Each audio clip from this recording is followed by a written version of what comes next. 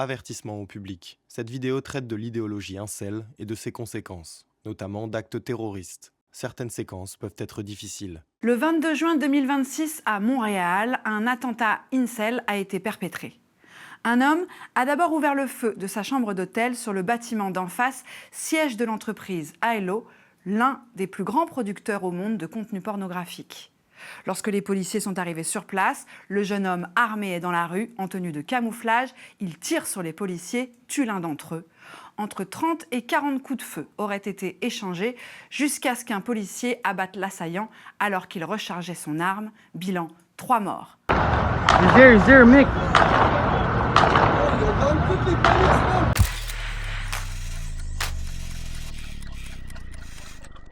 L'auteur de cette attaque s'appelle Seth Hatfield. Il a 25 ans, il est étudiant en philosophie, mais surtout, il appartient à la mouvance dite incel pour Involuntary Celibate, autrement dit célibataire involontaire, un courant masculiniste. Avant de passer à l'acte, Seth Hatfield a diffusé un manifeste, un document de 104 pages intitulé « Manifeste du 22 juin », laissant peu de doute sur la motivation idéologique de son acte. Comme de nombreux terroristes d'extrême droite, Seth Hatfield cherche par cet écrit à expliquer son geste, à propager ses idées et à inciter d'autres personnes à passer à l'acte.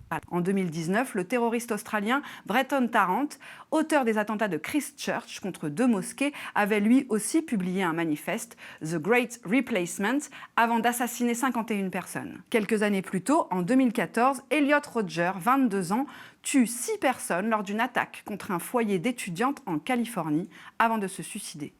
Son manifeste, appelé My Twisted World, détaille sa haine des femmes et sa conviction que le monde lui refuse ce qu'il considère comme un droit, l'accès aux femmes. I'm 22 years old and I'm still a virgin. I will punish all of you for it. Ça, c'est la vidéo postée par Elliot Rodger sur YouTube quelques minutes avant qu'il commette une tuerie de masse en Californie qui fera 6 morts et 14 blessés. I've been forced to endure an existence of loneliness, rejection, and unfulfilled desires, all because girls have never been attracted to me. Elliot Rodger est une figure principale du mouvement incel. Le texte, laissé par le terroriste canadien Seth Hatfield, s'inscrit clairement dans cette filiation. Le média se l'est procuré et l'a étudié. Dans ce document de 104 pages, bien écrit et bien structuré, le jeune terroriste étudiant en philosophie mobilise des références à la fois philosophiques, mais aussi de théories politiques et de pensées révolutionnaires. Les notions utilisées sont parfois sorties de leur contexte ou librement réinterprétées afin de servir à construire un récit idéologique dont l'objectif semble être de justifier le mal-être profond de son auteur. Au cœur de son propos, la notion d'hypergamie, définie comme, je le cite, le contraire de la monogamie, à savoir un phénomène où les femmes copulent simplement comme elles le veulent avec pléthore d'hommes attirants, contrairement à la monogamie où les mêmes femmes seraient légalement et culturellement liées à un seul homme. Il fustige ce qui est selon lui l'abandon par les sociétés occidentales de cette monogamie traditionnelle.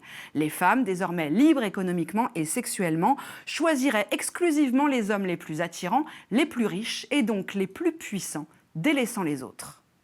Il oppose ainsi 2 catégories d'hommes. D'un côté, l'homme dit favorisé, bourgeois, beau et dominant, la beauté étant décrite comme une donnée objective dans laquelle on retrouve tous les clichés masculinistes. Homme grand, blanc, musclé, aux mâchoires carrées.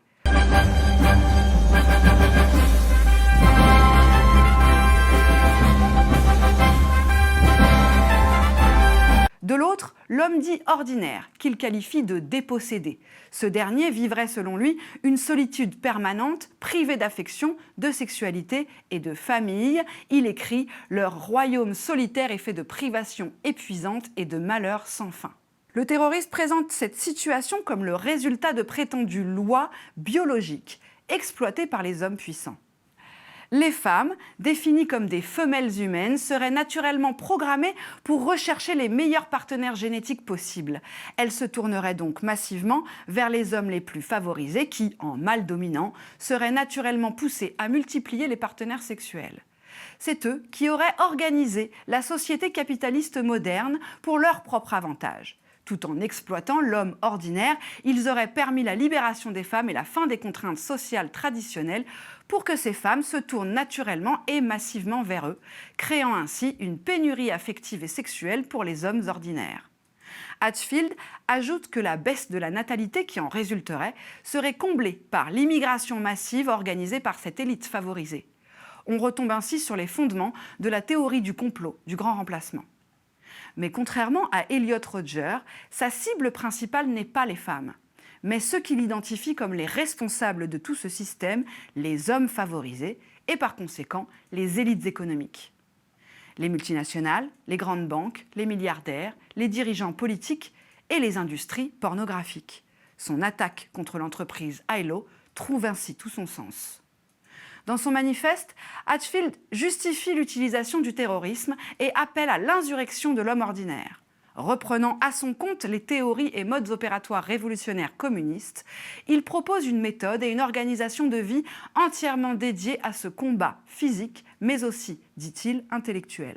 Pour cela, il invite à lire des auteurs bien éloignés de ses idéaux comme Marx, dont il reprend certains concepts liés à la lutte contre le capitalisme, mais aussi Engels, Lénine et Staline.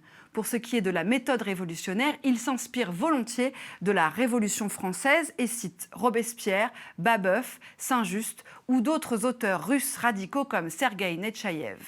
Cette hybridation est une tendance dans les mécaniques de radicalisation.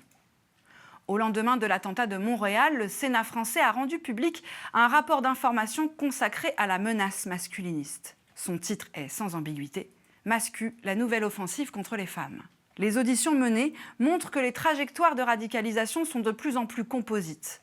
Les spécialistes parlent même de bricolage idéologique. Autrement dit, les individus ne se radicalisent plus nécessairement dans un seul et unique courant idéologique. Ils combinent plusieurs univers de pensée. Nationalisme, complotisme, racisme, antiféminisme, références révolutionnaires, religion, le tout formant un récit capable de donner un sens à leur frustration personnelle. Le rapport décrit également la manière dont fonctionne spécifiquement la culture incel, considérée comme l'une des plus radicales du mouvement masculiniste. Les individus y hiérarchisent les êtres humains selon leur attractivité physique. Au sommet figurent les hommes supposés beaux, grands et musclés. À leur côté, leurs équivalents féminins. Les autres seraient condamnés par leur génétique à rester seuls. Cette vision traduit un renouveau des théories eugénistes, base du nazisme, en réduisant progressivement la valeur d'un homme à sa capacité supposée d'accéder au corps des femmes. Elle transforme des souffrances individuelles, bien réelles, solitude, isolement, difficultés affectives, en un ressentiment politique dirigé contre les femmes, les minorités ou les élites.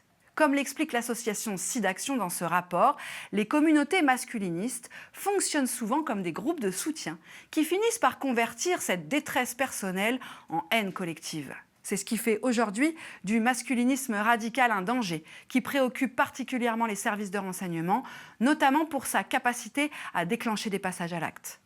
Après Elliot Rodger, Alec Minassian tue 10 personnes à Toronto en 2018 avec une camionnette, revendiquant explicitement l'héritage du premier. C'était quelques minutes avant qu'il ne fonce sur la foule. L'assassin présumé, Alec Minassian, postait publiquement sur Facebook ce message, abondamment relayé par les médias canadiens. La rébellion incel a déjà commencé. Saluez le suprême gentleman Elliot Rodger. En 2021, Jack Davidson, incel notoire, tue 5 personnes avant de se donner la mort à Plymouth, au Royaume-Uni. En France, en juillet 2025, un jeune homme de 18 ans est interpellé à Saint-Étienne alors qu'il projetait d'attaquer plusieurs femmes de son établissement scolaire. Il se revendiquait lui aussi incel. C'est la première procédure terroriste française visant explicitement cette mouvance.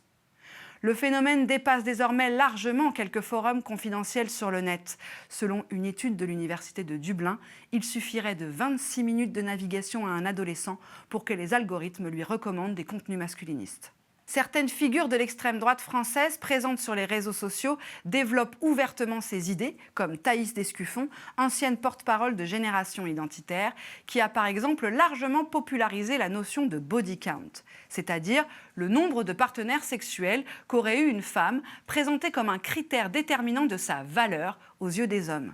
Littéralement, ça veut dire le décompte des corps, le nombre d'hommes ou de femmes avec qui un individu a déjà eu un rapport. Mon conseil aux femmes qui me regardent sera donc celui-ci. N'écoutez pas les sirènes du féminisme qui veulent vous entraîner avec elles dans la désillusion. Ayez conscience de votre valeur et ne vous dépréciez pas. Et mon conseil aux hommes sera celui-ci. Lorsque vous rencontrez une fille qui vous intéresse, renseignez-vous sur son passé et prêtez attention à son body count. Mais lorsqu'une femme a un rapport intime avec un homme, elle libère une grande quantité d'ocytocine, aussi appelée l'hormone de l'amour. Ce n'est pas le cas chez les hommes. Plus une femme a multiplié les expériences, moins elle produit d'ocytocine et moins elle est apte de s'attacher durablement à un homme. Ce discours s'inscrit dans une vision hiérarchisée et essentialiste des rapports entre les sexes, très présente dans les sphères masculinistes en ligne. Les femmes, quand elles font l'amour, quand elles passent des moments avec des hommes, des moments qu'elles apprécient, plus on avance dans les partenaires, moins elle libérera d'ocytocine, c'est-à-dire d'hormones de l'attachement.